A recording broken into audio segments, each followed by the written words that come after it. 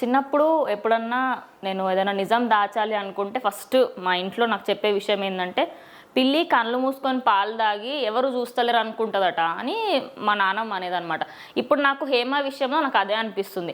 అంటే జస్ట్ కొంచెం దూరం వెళ్ళి వీడియో చేసినంత మాత్రాన నిజం బయటకు రాదేమో, నేను చెప్పినంత మాత్రాన నిజం బయటకు రాదేమో అనుకుంటుంది. అండ్ హేమ గారికి ఇంకో పేరుందని జనాలకు పాపం ఇవ్వాలనే చాలామంది తెలిసింది. అదేంటంటే కృష్ణవేణి. కృష్ణవేణి ఎవరు అనుకుంటున్నారా? హేమ అనే పేరు పెడితే ఎక్కడ సపోజ్ అక్కడ రేవ్ పార్టీ జరుగుతుందని ముందే తెలుసు కాబట్టి ఖచ్చితంగా పోలీసులకి తెలిసిందనుకో, అప్పుడు ఎట్లా అంటే ముందు జాగ్రత్త అనమాట తనది. సో ముందు జాగ్రత్తగా తనేం చేసింది అంటే తన పేరుని మార్చుకొని హేమ అని అక్కడ రాపించకుండా కృష్ణవేణి అని రాపించిందంట. సో బెంగళూరు పోలీసులు ఏంటంటే అసలు ఈ కొత్త కృష్ణవేణి క్యారెక్టర్ ఎవరు అని చెప్పేసి ఆరా తీస్తే కృష్ణవేణి అలియాస్ హేమ అని చెప్పేసి పోలీసులకు తెలిసిన వెంటనే హేమ గారిని కస్టడీకి తీసుకోవడానికి ప్రయత్నించారు. కానీ ఇప్పటికీ కూడా మీడియా ముఖంగా వచ్చి నేను దీనిపైన క్లియర్గా నేను ఎక్స్ప్లెనేషన్ ఇస్తాను, నేను అక్కడికి వెళ్ళలేదు అని చెప్పేసి క్లియర్గా మనకైతే చెప్పడం జరుగుతుంది.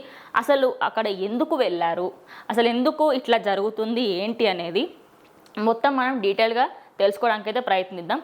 వాసు అనే ఒక వ్యక్తి ఆయన బర్త్డే సందర్భంగా ఈ యొక్క పార్టీని అయితే అరేంజ్ చేశారనమాట. బర్త్డే పార్టీని అయితే అరేంజ్ చేయడం జరిగింది బెంగళూరులో. మరి బెంగళూరులో ఇది పార్టీని రన్ చేస్తున్నప్పుడు పోలీసులకి పక్కాగా అది బర్త్డే పార్టీ కాదు, అక్కడ రేవ్ పార్టీ జరుగుతుంది, అక్కడ డ్రగ్స్ దొరికే అవకాశాలు ఎక్కువ ఉన్నాయి అని చెప్పేసి కూడా బయటకు వచ్చింది. అలాగే మీకు ఇంకో విషయం ఏంటి అంటే ఎంతోమంది ఒక సినీ నటులే కాకుండా సినీ నటులు కాకుండా శ్రీకాంత్ గారి పేరు బయటకు వచ్చింది, జానీ మాస్టర్ పేరు బయటకు వచ్చింది. సో ఇలా ప్రతి ఒక్కరికి సంబంధించి వాళ్ళ ఫోటోలు వాళ్ళ వీడియోలు వాళ్ళే అని చెప్పేసి క్లియర్గా చెప్తున్నారు. కానీ హేమ గారి వీడియో వైరల్ అవ్వడానికి గల మెయిన్ రీజన్ ఏంటి అంటే అదే ఫామ్ హౌస్లో కొంచెం దూరం వెళ్ళి అక్కడ వీడియో చేసి అది అప్లోడ్ చేస్తారు కంటే same farm house, same dress, same costume ఆ వ్యక్తికి కూడా ఉందా, అక్కడ దొరికిన వ్యక్తి కాస్ట్యూమ్ నీ కాస్ట్యూమ్ సేమ్ ఉందండి అనుకుంటా. సో కింద కమెంట్ బాక్స్లో అయితే నెటిజన్స్ అందరూ కమెంట్స్ చేశారు. సో ప్రతి ఒక్కరికి తెలుసు అక్కడ హేమ ఉంది అని, కానీ ఇప్పటికీ కూడా నిజం ఒప్పుకోవడానికి వెనకాడుతున్నారు అని చెప్పేసి అంటున్నారు. కానీ ఇక్కడ నిజాలు ఏంటి అనేది బెంగళూరు పోలీసులు మాత్రమే చెప్పాలి.